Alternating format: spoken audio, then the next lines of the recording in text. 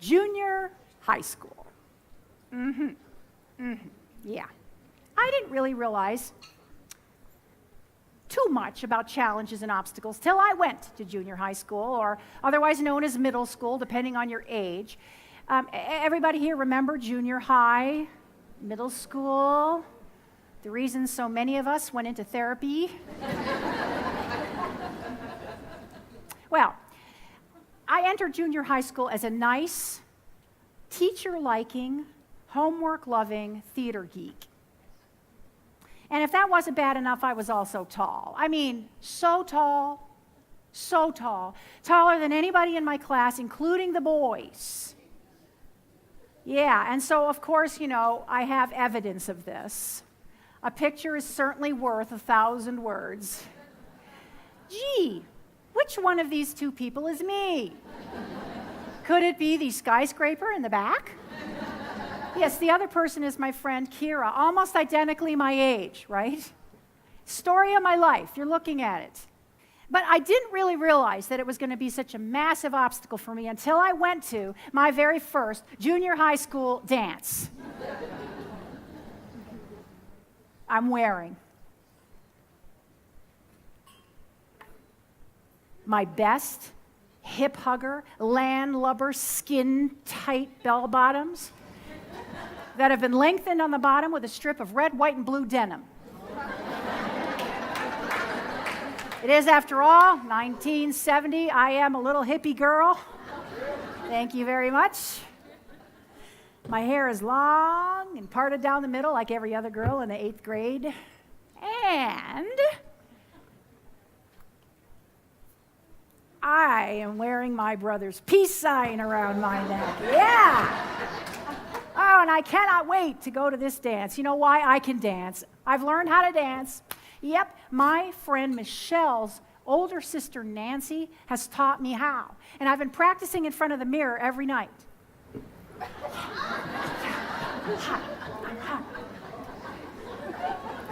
So Ma drives me to the school. She drops me off in front of the gym. It's all decorated for the occasion. The lights are low.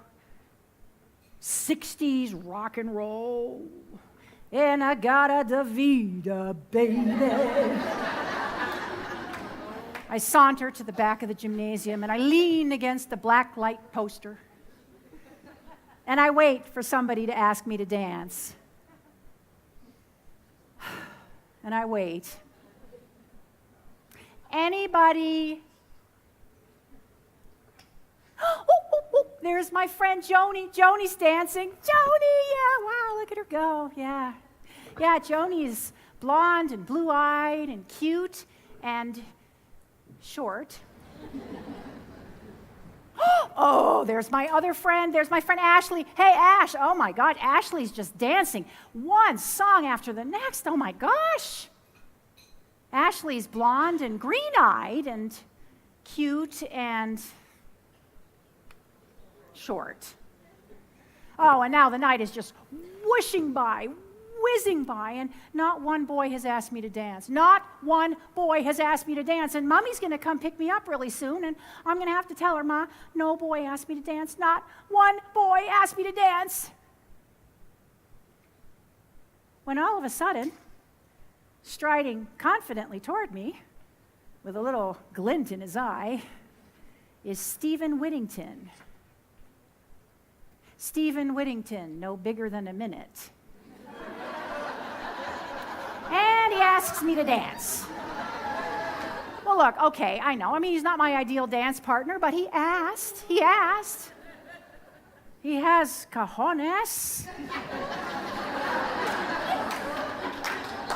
And so I say, yeah. And he pulls me out onto the dance floor, and then he takes his sweaty little palms, and he places them against my long hair, against my back, so that my pubescent chest in all its glory pops out. And then he takes his happy, sweaty little face, and he puts it right here. And then we dance to the longest slow dance known to man. Hey Jude.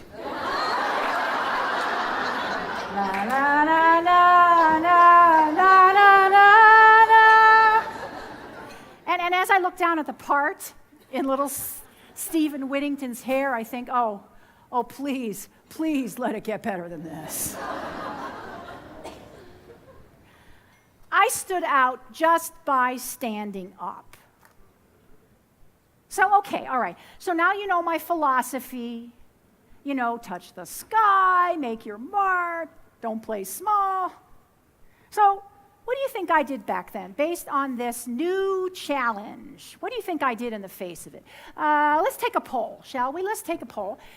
Raise your hands if you think, in the face of this particular challenge, that I chose to touch the sky. Raise your hands. And how many people here think that I chose to play small? Yeah. Group number 2, you win.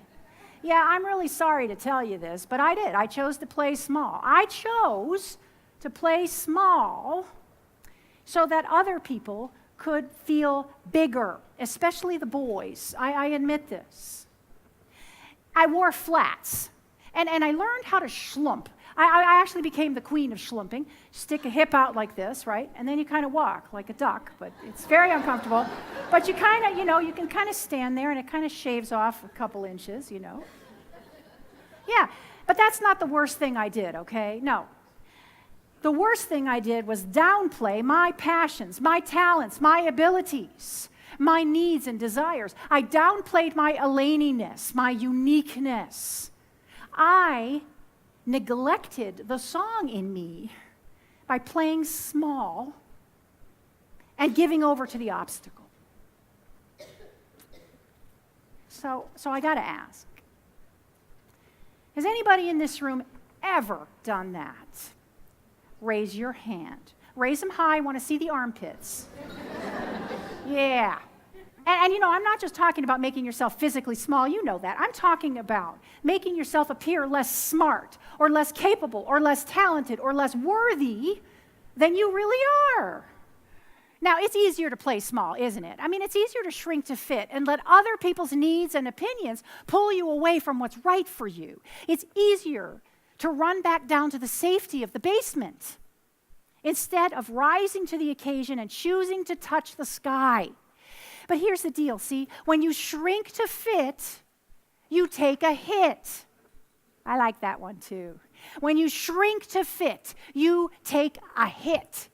When you willingly make yourself smaller in the face of a challenge, you dishonor the song in you.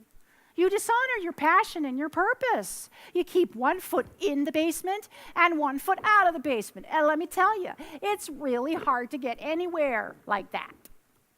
I know, because that's what I did.